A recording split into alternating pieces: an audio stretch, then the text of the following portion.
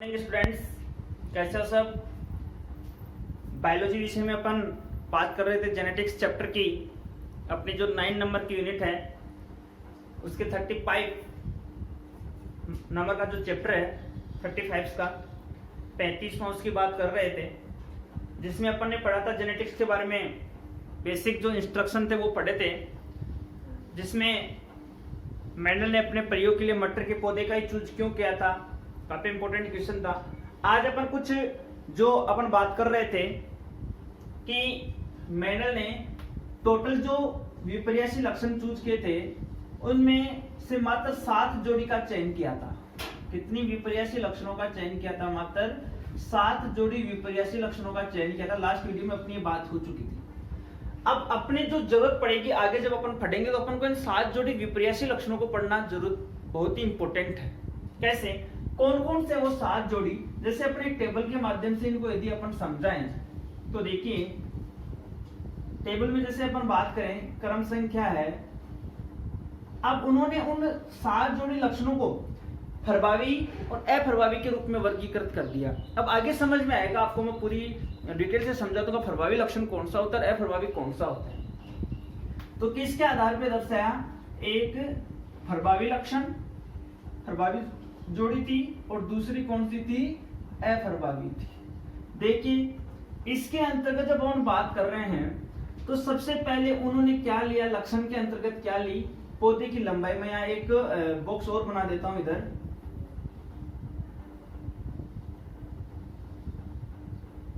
यह है लक्षण और यह है क्रम संख्या। क्रम संख्या एक की अपन बात करें, लक्षण उन्होंने लिया लंबाई।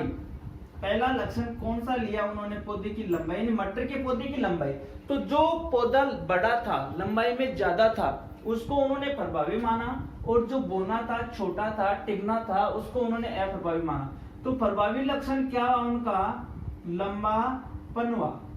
और अप्रभावी लक्षण कौन सा हुआ उनका? बोना पनवा। ठीक है। दूसरी लंबाई के बाद उन्होंने जो मेन लक्षण लिया, जिसको अपन बात करते हैं कि पुष्प कहां लगते हैं, तो पुष्पीय स्थिति। तो पुष्पीय स्थिति की बात करते हैं अपन। देखिए जैसे ये पादप है, इसकी शाखाएं निकलती हैं, और एक तो इसके शीर्ष भाग में यहां पे मान लो कि पुष्प लग रहा है। कौन से भाग में? शीर्ष भाग में। एक इन कक्षस्थ कलिकाओं से, यहां से शाखाओं से क्या निकलता हो? पुष्प निकलता हो। तो एक कक्षीय हो गया, एक शीर्षस्थ हो गया। अक्षीय। अब यहां जो प्रभावी था वो कौन सा था? कक्षीय था। कौन सा था? कक्षीय। और अप्रभावी था वो कौन सा था? सीमांत। सीमा के अंत में बोल दो, चाहे आप जो इसके शीर्षस्थ भाग में था वो कौन सा था? अप्रभावी था। नेक्स्ट अपन थर्ड की बात करते हैं कि उन्होंने पुष्प की स्थिति ले ली, फिर उन्होंने लिया बीज। अब बीज की आकृति की जब अपन बात करते हैं तो आपने देखा होगा मटर का जो फल होता है उसमें से जब अपन बीज निकालते हैं तो जो परिपक्व बीज होते हैं वो थोड़े क्या हो जाते हैं? गोल होते हैं, और जो अपरिपक्व होते हैं वो सिकुड़ जाते हैं। मतलब उनकी क्या बन जाती हैं? झुर्रियां बन जाती हैं। बनती ही नहीं बनती हैं। तो उन्होंने बीज की आकृति की अपन बात करें तो गोल वाले को क्या माना? प्रभावी माना। और जो झुर्रीदार था उस झुर्रीदार को उन्होंने क्या माना? अप्रभावी माना। यानी ये जो शेप थी बिल्कुल वो क्या थी? प्रभावी थी। और ये जो शेप थी बिल्कुल वो क्या थी? अप्रभावी थी। यानी इसको उन्होंने क्या माना? प्रभावी। और इसको उन्होंने क्या माना? अप्रभावी माना। नेक्स्ट अपन बात करते हैं कि बीज कवच का रंग। बीज कवच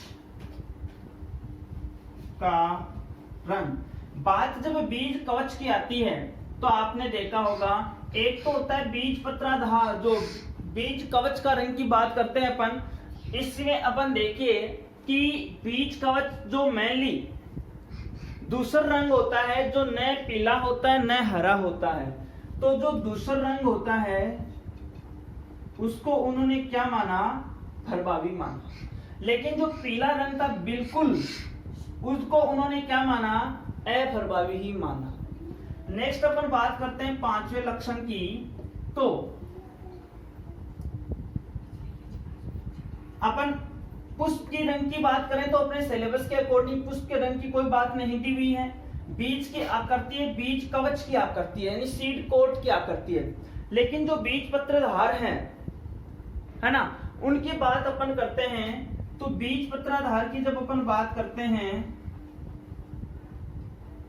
तो उसमें देखिए जो पीला रंग है उसको क्या माना गया है, प्रभावी माना गया है, और जो हरा रंग है उसे क्या माना गया है, अप्रभावी माना गया है मेनली। और छठवीं की अपन बात करते हैं फली, जिसके फल को क्या बोलते हैं अपन, सिंब बोलते हैं। तो फली की आकृति की जब अपन बात करते हैं तो आपने देखा होगा मटर की फली होती है, बिल्कुल एक तो होती है फुली हुई फली होती है और एक होती है काफी सिकुड़ी हुई फली। तो जो फुली हुई थी वो क्या थी, प्रभावी, और जो सिकुड़ी हुई थी वो क्या थी, अप्रभावी। तो फुली हुई वो क्या थी, प्रभावी, और जो संकीर्णित थी जिसको अपन बोलते हैं सिकुड़ी हुई वो क्या थी, अप्रभावी थी। इसी के साथ लास्ट जो लक्षण था उसकी जब अपन बात करेंगे तो वो देखिए इस फली का रंग, फली का रंग की जब अपन बात करते हैं तो हरा जो रंग था उसको प्रभावी है और जो पीला रंग है वो क्या है, अप्रभावी है मुख्य रूप से। तो इस प्रकार से जो टोटल 7 जोड़ी लक्षणों की बात हुई उनमें अपन को जो जो लक्षण ध्यान में रखने हैं, एक तो अपन को सबसे पहले यह लक्षण ध्यान में रखना है कि लंबाई में लंबापन कौन सा है, बौनापन कौन सा है। इस लंबेपन को अपन जैसे टॉल या लंबा होता है तो इसको टी से नोटेट कर रहे हैं। तो ये टी बड़ा है तो छोटे वाला क्या हो जाएगा, स्मॉल टी हो जाएगा, ठीक है। पुष्प स्थिति का अपने सिलेबस के अकॉर्डिंग अपन को ज्यादा ध्यान नहीं देना है। बात करते हैं बीज की आकृति की, तो गोल होता है उसको बोलते हैं राउंड, तो आर से अपन इसको क्या करेंगे, रिप्रेजेंट करेंगे। और झुर्रीदार होता है उसको वैसे रिंकल्ड बोलते हैं, क्या बोला जाता है, रिंकल्ड बोला जाता है। तो इसको स्मॉल आर से अपन क्या करेंगे, नोटेड करेंगे। बात आती है बीज कवच के रंग की, तो धूसर और पीला। बीज पत्राधार की जब अपन बात करते हैं तो पीला और हरा, इसका भी ध्यान रखना है। पीले को अपन क्या बोलते हैं, वाई यानी येलो, तो कैपिटल से नोटेट कर देना, और हरे को किससे नोटेट करना है, स्मॉल वाई से अपन को नोटेट करना है। तो मेनली जो लक्षणों की बात आती है अपन को, तो उनमें अपन को लंबाई का ध्यान रखना है, बीज का आकृति गोल है या झुर्रीदार है वो ध्यान में रखनी है, और मेनली बीज पत्राधार की अपन को ध्यान में रखनी की पीला है या हरा, इसके बारे में अपन को विशेष रूप से क्या रखना है, ध्यान में रखना है। कुछ जैसे पुष्प की रंग के बात भी आ जाती है कि कई बुकों में मिल भी जाता है, जैसे एनसीईआरटी की जब अपन बात करते हैं तो वहां पे ये भी मिलेगा आपको कि पुष्प का रंग, तो बैंगनी रंग को प्रभावी माना गया, वहां पे सफेद रंग को होता है वो अप्रभावी माना गया है। तो वो एक अलग से लक्षण होता है जिसमें अपन, लेकिन मेनली बात यही है कि टोटल 7 जोड़ी लक्षण होते हैं, वही मुख्य रूप से यहाँ क्या किए गए हैं, शो किए गए हैं। अब देखिए इन 7 जोड़ी लक्षणों के बाद जब अपन बात करते हैं तो पूरी की पूरी जेनेटिक्स को समझने के लिए सबसे पहले अपना स्टार्ट पॉइंट तो यहाँ से शुरू होता है। लेकिन जब ये बात आ जाती है कि ये लक्षण क्या चीज है, ये प्रभावी क्या है, अप्रभावी क्या है, कौन कौन से लक्षण है प्रभावी हैं, कौन कौन से लक्षण है वो अप्रभावी हैं, तो इनके बारे में आप थोड़ा सा ध्यान दीजिए। मैं आपको बताना चाह रहा हूँ कि कुछ शब्दावलियां अपन को पढ़नी पड़ेंगी, हालांकि विगत कक्षाओं में अपनी ये पढ़ी भी हैं। अब वो जो कुछ महत्वपूर्ण बिंदु अपन को पढ़ने पड़ेंगे, जिनमें मैं आपको बता दूं कि सबसे पहले अपन बात करते हैं जैसे कारक है, कुछ महत्वपूर्ण शब्दावलियां आपको ध्यान में रखनी होंगी। महत्वपूर्ण शब्दावली जो जेनेटिक्स से संबंधित होंगी, और इनके बगैर अपन क्या नहीं कर पाते हैं, इस चैप्टर को समझ ही नहीं पाते हैं, आगे बढ़ ही नहीं पाते हैं। अब जो महत्वपूर्ण शब्दावलियां हैं, कौन कौन सी शब्दावलियां जिनके बारे में अपन को ध्यान में रखना है, जैसे लक्षण क्या है, कारक किसे कहते हैं अपन, या जिसको आजकल नया वर्जन अपन जीन कहने लग गए हैं, युग्म विकल्पी क्या है जिसको अपन एलिस भी बोलते हैं। इसी के साथ जैसे संकरण क्या है, संकर क्या है,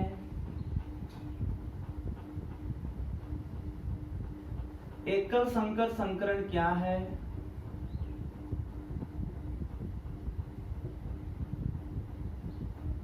द्विसंकर संकरण,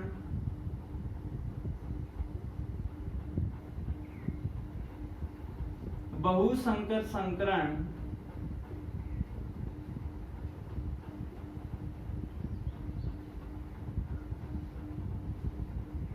जनक पीढ़ी,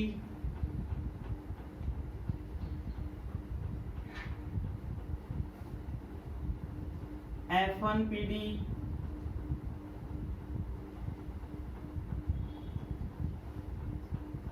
F2 पीढ़ी,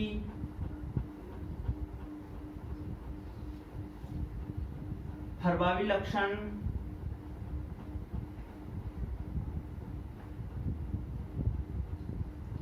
अप्रभावी लक्षण और इसके अलावा जो अपन बात करते हैं समयुग्मजी,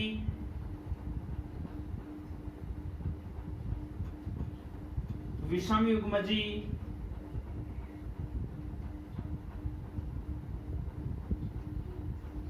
और संकर पूर्व संकरण,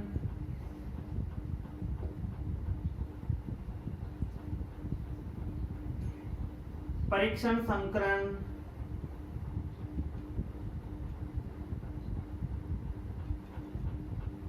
व्युत्क्रम संकरण,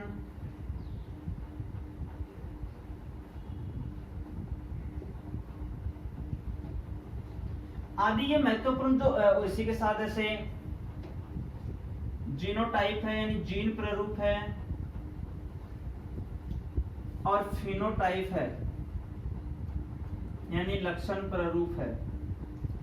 तो पूरी की पूरी जेनेटिक्स को जब अपन पढ़ते हैं तो जेनेटिक्स को समझने के लिए सबसे पहले अपन को इनकी परिभाषाएं आना बहुत ही जरूरी है। यदि अपन को इनकी डेफिनेशंस नहीं आती है, परिभाषाएं नहीं आती हैं, तो अपनी जेनेटिक्स को पढ़ना व्यर्थ है, क्योंकि समझ में भी नहीं आएगी और उसका कोई मीन्स भी नहीं है। तो इस प्रकार से अपन को हर एक डेफिनेशन को ध्यान में देना है, कौन कौन सी डेफिनेशन है, किस हिसाब से अपन को उसको समझना है। मैं एक एग्जांपल के द्वारा आपको पूरा समझा दूंगा। जैसे अपन सबसे पहले बात करते हैं लक्षण, तो अपन को पता ही है कि लक्षण क्या है। हर एक कोई भी अपने शरीर की लंबाई है वो अपना लक्षण है, अपन छोटे हैं तो वो भी अपना लक्षण है, आंखों का रंग कैसा है वो भी अपना लक्षण है, कान कैसे हैं वो भी अपना लक्षण है, चिपके हुए हैं या बिल्कुल फ्री हैं वो भी अपना लक्षण है, बाल घुंघराले हैं या बिल्कुल अपने सॉफ्ट हैं, अपन ये बात करें तो इसका मतलब वो भी अपना क्या लक्षण है। लेकिन अपन बात कर रहे हैं कारक की और जीन की। तो कारक क्या है और जीन क्या है। देखिए मेंडल ने जब प्रयोग किए थे तो उन्होंने, मैंने आपको कहा था, उन्होंने कहा कि आनुवांशिक तत्व होता है, निर्धारित तत्व होता है। तो मेंडल के अनुसार वह निर्धारित तत्व जो लक्षणों को क्या करता है, निरूपित करता है। यानी कोई भी एक जोड़ी कारक होते हैं, वो एक जोड़ी कारक होते हैं, वो विशेष लक्षण को निर्धारित करते हैं, उस लक्षण की पूरी प्रक्रिया को वो क्या करते हैं, नियंत्रित करते हैं। तो एक वे निर्धारित कारक जो लक्षणों को क्या करते हैं, उनको निर्धारित करने की प्रक्रिया में महत्वपूर्ण भूमिका निभाते हैं, वो क्या कहलाते हैं, कारक कहलाते हैं। कारक वैसे तो प्रोसेस तो मेंडल ने शुरू की थी, लेकिन कोरेंस ने क्या किया था, मेनली इसको फाइनली वर्ड प्रेजेंटेड किया था। अब जोहानसन आए, जोहानसन ने क्या किया, यही जो कारक हैं इन्हीं को क्या कह दिया, जीन कह दिया। कैसे मैं आपको बता दूं, जैसे अपने शरीर, अपनी आंखों का रंग काला होता है, इसके बाद रंग मिलता है वो भूरा रंग भी मिलता है, फिर कुछ रंग मिलता है, बहुत कम रेयर केस में नीला होता है कॉर्निया का। तो काला रंग होता है वो सभी रंगों पे क्या प्रभावी है। तो उस रंग को निर्धारित करने के लिए भी अपने शरीर में एक जोड़ी क्या होते हैं, जीन होते हैं। अपने जो कान होते हैं कईयों के यहाँ बिल्कुल फ्री होते हैं अधिकांशतः, और कुछ लोगों के क्या होते हैं बिल्कुल ऐसे चिपके हुए होते हैं। तो उनको निर्धारित करने के लिए, वो भी अपने शरीर का एक लक्षण है, उसको निर्धारित करने के लिए भी अपने शरीर में कारक या एक जोड़ी क्या पाए जाते हैं, जीन पाए जाते हैं। और ये जो जीन होते हैं ये लक्षणों का क्या करते हैं, निर्धारण करते हैं। यदि कोई जीन है, जैसे अपने शरीर का कोई अंग बढ़ रहा है या कोई घट रहा है, तो उसके लिए उत्तरदायी अपन मानेंगे तो वो जीन को ही मानेंगे। ठीक है, अब इसके बाद अपन बात करते हैं युग्म विकल्पी की। ध्यान से सुनना, सबसे इंपॉर्टेंट बात है युग्म विकल्पी, या अपन इसकी बात करें कि एलील्स किसे कहते हैं। तो युग्म विकल्पी या एलील्स की जब बात आती है तो एक जो कारक होता है, कोई भी जैसे जीन है या कारक है, एक कारक के लिए विभिन्न विपर्यासी रूप होते हैं। तो इसकी डेफिनेशन अपन क्या कर लेंगे, एक कारक के लिए विभिन्न विपर्यासी रूप ही क्या कहलाते हैं, एलील्स या युग्म विकल्पी कहलाते हैं। क्या कहलाते हैं, एलील्स या युग्म विकल्पी कहलाते हैं। कैसे, देखिए मैं आपको बताना चाहता हूं। यानी कोई भी एक कारक है, उसके दो रूप माने गए हैं, विभिन्न रूप हैं। जैसे अपन बात कर रहे थे कि अपन ने शुरू में एक लक्षण लिया था पौधे की लंबाई का। तो लंबाई में एक क्या था, लंबापन, और दूसरा क्या था, बोनापन था। लंबापन और बोनापन की जब बात आ गई थी तो लंबेपन को अपन ने नोटेट किया था कैपिटल टी से, और बोनेपन को अपन नोटेट करते हैं स्मॉल टी से। इसका मतलब लंबाई है वो पौधे की, टी का मतलब टॉल लंबाई, और इसको बोनापन को वैसे क्या बोलते हैं, ड्वार्फ बोलते हैं, लेकिन अपन ये प्रभाविता और अप्रभाविता के बेस पे अपन इसको स्मॉल टी से रिप्रेजेंट करते हैं। अब देखिए यहाँ पे कि मेनली अपन लंबापन और बोनेपन की बात करते हैं, तो ये एक जो लक्षण है जो ये प्रदर्शित कर रहा है लंबाई को, इसका विपरीत यानी विपर्यासी कौन सा है, स्मॉल टी हुआ कि नहीं हुआ, अरे वाह ना। तो ये इन लक्षणों को निर्धारित करने के लिए क्या होते हैं, एक जोड़ी क्या पाए जाते हैं, जीन पाए जाते हैं, नहीं पाए जाते हैं। अब एक कारक के लिए विभिन्न विपर्यासी रूप लक्षण अपना किसको प्रदर्शित कर रहा है, एक लक्षण है लंबाई को प्रदर्शित कर रहा है। उस लंबाई के प्रदर्शन करने के लिए कितने एलील्स प्रेजेंट है, यहाँ पे दो हैं, एक लंबापन को प्रदर्शित, एक बोनापन यानी कैपिटल टी और स्मॉल टी को। तो इसको अपन क्या कहेंगे, युग्म विकल्पी या एलील्स कहेंगे। अब ये जो एलील्स हैं जो जीन्स निर्धारित करते हैं लंबापन और बोनापन को, यदि वो उसके लक्षण के नीचे में से लिख रहा हूं कि समयुग्मजी, और एक वर्ड क्या आ रहा है, विषम युग्मजी। ये किसे, सम यानी समान, युग्मजी युग्मक, और विषम यानी बिल्कुल क्या है, भिन्न भिन्न है। देखिए ये दोनों युग्मक बिल्कुल क्या है, समान सो प्रदर्शित हो रहे हैं, मतलब कैपिटल टी, और ये दोनों भी क्या है, समान है, क्योंकि स्मॉल टी को प्रदर्शित कर रहे हैं। लेकिन यदि अपन दोनों में इस रूप को प्रदर्शित करते हैं कैपिटल टी और स्मॉल टी, तो ये दोनों एक दूसरे की क्या होगी, विपरीत हुई कि नहीं हुई, अरे लंबाई में क्या हो गया, अलग अलग प्रदर्शित है कि नहीं है। तो ये कौन सा रूप हो गया, विषम युग्मकों का रूप हुआ कि नहीं हुआ। तो देखिए ये जब युग्म विकल्पी होते हैं और इनको निर्धारित करने वाले जब जो जीन हैं उनसे जो युग्मक हैं, और जब वो युग्मक समान रूप में प्रदर्शित है, लंबाई में देख लीजिए, चाहे वो बीज के गोल के रूप में देख लीजिए कि राउंड राउंड है या रिंकल्ड है, किस फॉर्म में है, तो उस रूप को जब वो प्रभावित के रूप में एक समान रूप से युग्मकों का प्रेजेंटेशन हो रहा है तो वो कहलाएंगे समयुग्मजी। अदरवाइज जो दो रूपों का प्रदर्शन होता है वो क्या कहलाएंगे, विषम युग्मजी कहलाएंगे। अब देखिए यहीं पे मैं आपको बताना चाह रहा हूं कि एक जो अपन बात कर रहे थे लक्षणों की, कि जनक पीढ़ी कौन सी है, कौन सी पीढ़ी, जनक पीढ़ी, जिसको अपन पेरेंट्स कहते हैं। और जनक पीढ़ियों से जो पीढ़ी उत्पन्न होती है वो कौन सी होती है, F1 पीढ़ी, और फिर कौन सी पीढ़ी होती है, F2 पीढ़ी प्राप्त होती है। अब जनक पीढ़ी कौन सी है, देखिए अपन को कोई संतति उत्पन्न करनी है और उस संतति के लिए जो जनक भाग लेते हैं वो पीढ़ी कौन सी कहलाएगी? जनक पीढ़ी कहलाएगी। जैसे अपनी उत्पत्ति के लिए अपने जनक पीढ़ी कौन से? अपने माता पिता है कि नहीं भाई? मदर और फादर है वो क्या है? जनक पीढ़ी है। और उस जनक पीढ़ी से उनकी संकरण से, उनके निषेचन से जो संतति पैदा हुई, उसमें जो लक्षण अपन को दिखाई दिए, वो लक्षण कौन से हुए? सर्वप्रथम जो लक्षण हुए, जो जनकों के संकरण से प्राप्त होने वाली जो पीढ़ी होगी, वो कौन सी होगी? F1 पीढ़ी होगी। और जब अपन इस F1 पीढ़ी में स्व निषेचन या अपन इसमें स्व परागण करवाते हैं, मेनली क्योंकि अपन प्लांट्स के बारे में पढ़ रहे हैं, तो स्व परागण से जो पीढ़ी प्राप्त होती है उसको अपन कौन सी पीढ़ी कहते हैं? F2 पीढ़ी कहते हैं। यानी F जनकों से जो पीढ़ी प्राप्त होती है वो F1 पीढ़ी होती है। F1 पीढ़ी में स्व परागण से जो पीढ़ी प्राप्त होती है वो क्या कहलाती है? F2 पीढ़ी कहलाती है। अब यहीं से कनेक्ट मैं आपको बता रहा हूं, एक लक्षण अपन ने पढ़ा कि लक्षण कौन सा होता है? प्रभावी होता है। और दूसरा लक्षण कौन सा होता है? अप्रभावी होता है। तो F1 पीढ़ी में जो लक्षण दिखाई देता है वो कौन सा कहलाएगा? प्रभावी। और जो लक्षण छुपा हुआ जो दिखाई नहीं देता है वो कौन सा लक्षण कहलाएगा? अप्रभावी कहलाएगा। जैसे मैं आपको बता दूं, अपन कैपिटल टी और स्मॉल टी में जब क्रॉस करवाते हैं तो कैपिटल टी और स्मॉल टी प्राप्त हुआ। तो यहाँ बड़ा है वो प्रभावी है क्योंकि वो दिखाई दे रहा है, और छोटा है वो क्या है? अप्रभावी है। ऐसे न समझो तो आप ऐसे समझ लो, एक अपन देखते हैं कि जैसे एक आदमी का नाम है लादूराम। लादूराम के 3 बेटे हैं। एक का नाम है प्यारेलाल, एक का नाम है गिसालाल, एक का नाम है श्यामलाल। 3 बेटे। बड़े बड़े बेटे का नाम क्या है? प्यारेलाल है। तो आपने देखा होगा अपने गांव में ये भी बोलते हैं कि प्यारेलाल और पापा कहाँ पे गए? क्या बेटे ये नहीं है? गिसालाल और श्यामलाल भी तो बेटे हैं ना। प्यारेलाल वाली मम्मी कहाँ है? ये तो बोलते हैं ना, क्योंकि बड़ा होता है वो क्या होता है? प्रभावी होता है। अपने घर में भी आप देखा होगा कि जो बड़ा ये होता है वो अपन को चुप करा देता है कैसे भी, चाहे वो डरा के धमका के कैसे भी करे।